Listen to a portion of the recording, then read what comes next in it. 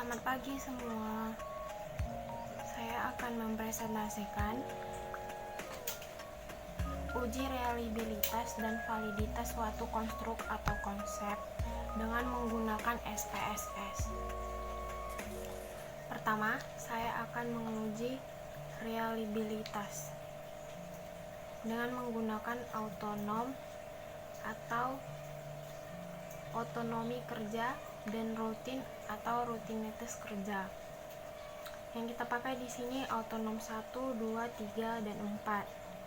Setelah kita melakukan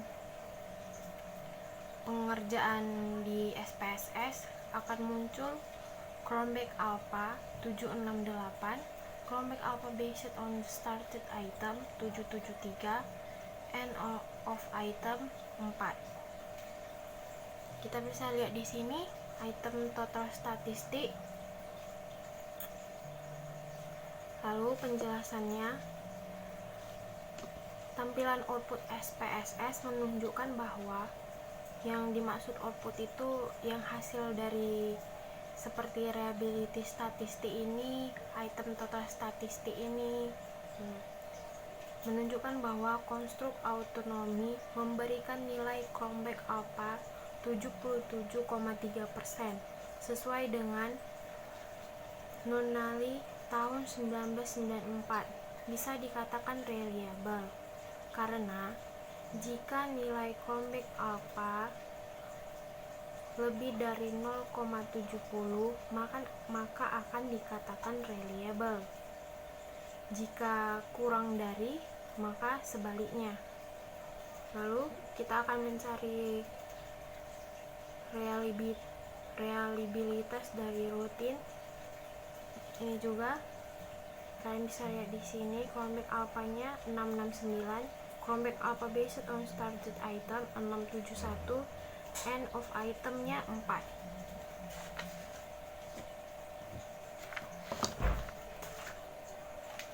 Lalu di sini ada item total statistiknya. Dia sama seperti autonom, memakai rutin 1 sampai 4 juga. Lalu penjelasannya adalah konstruk rutin menghasilkan nilai Cronbach Alpha 67,1% yang menurut kriteria Nunnally 1994 dapat disimpulkan bahwa variabel rutin kurang reliable. Seperti penjelasan di awal tadi.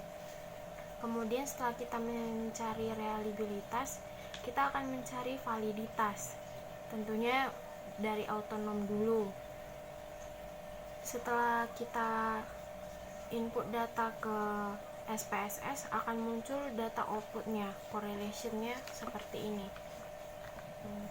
Nanti dia ada penjelasan seperti ini ya, sampai autonom 1, 2, 3, 4. Ada percent correlation, ada signifikan, dan ada n. Jadi tampilan output ini menunjukkan bahwa korelasi antara masing-masing indikator terhadap skor konstruk menunjukkan hasil yang signifikan. Di sini ada penjelasannya kenapa hasilnya signifikan. Maka seluruh item pertanyaan ini seluruhnya ini valid.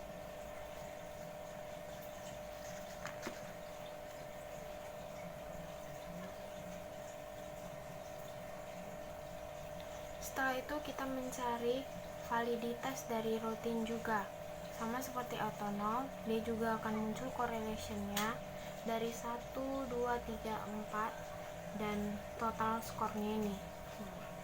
Namun sedikit berbeda dengan autonom. Di rutin ini tampilan outputnya ini menunjukkan bahwa masing-masing dari indikator menunjukkan hasil yang signifikan, dan indikator rutinnya 1 sampai 4 mengelompokkan pada 2 faktor. Nih, ini 2 faktornya.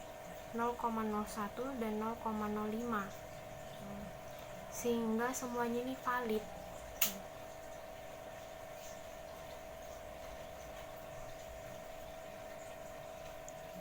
Kemudian setelah uji reliabilitas dan validitas, kita akan uji dengan confirmatory factor analysis atau CVA. Nah,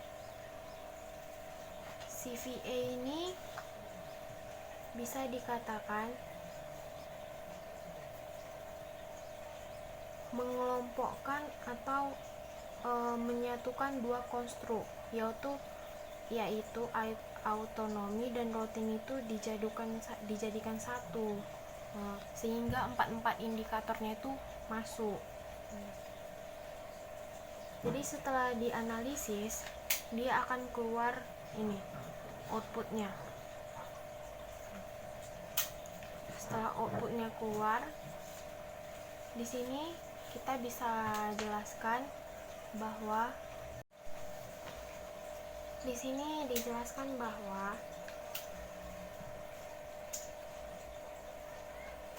analisis faktornya Kaiser-Meyen-Olkin Measure of Sampling Adequacy atau bisa disingkat KMO-MSA. Nilai KMO bervariasi dari 0 sampai dengan 1. Nilai yang dikehendaki harus 0,50.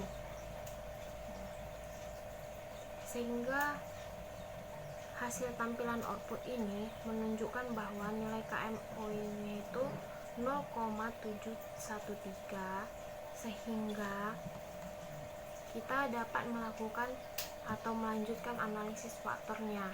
Begitu juga dengan nilai Bartlett test dengan Chick-Shulker-nya itu 183,867. Nilai signifikannya juga. Maka bahwa disimpulkan uji analisis faktor ini dapat kita lanjutkan ke langkah yang selanjutnya. Kemudian di sini ada total variance explained. Di SPSS semua ini dikelompokkan jadi 8 indikator seperti saya bilang di awal tadi. Rutin dan autonomnya itu dijadikan satu, jadi dia ada 8.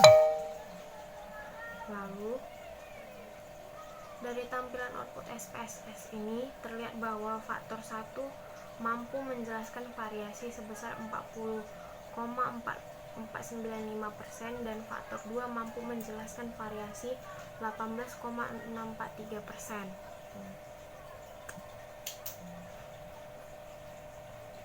Lalu faktor 1 akan berisi indikator-indikator autonom 1 sampai 4, sedangkan faktor 2 berisi indikator rutin sebelum dilakukan rutin 1 sampai 4.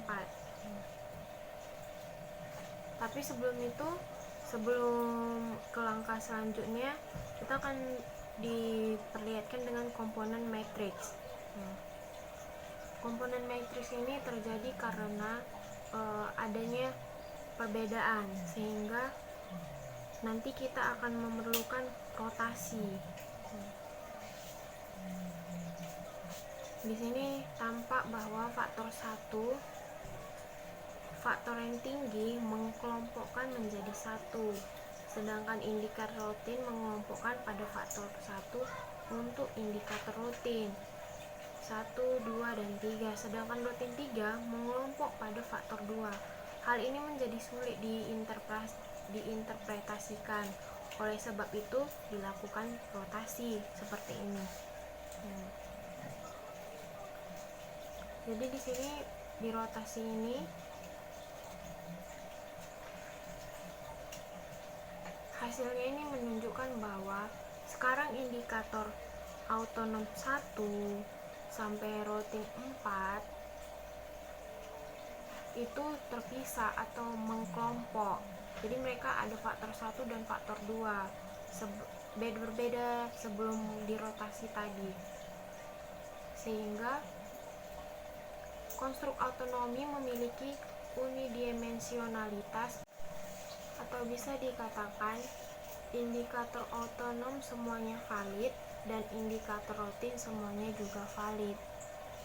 Jadi sekian dan terima kasih.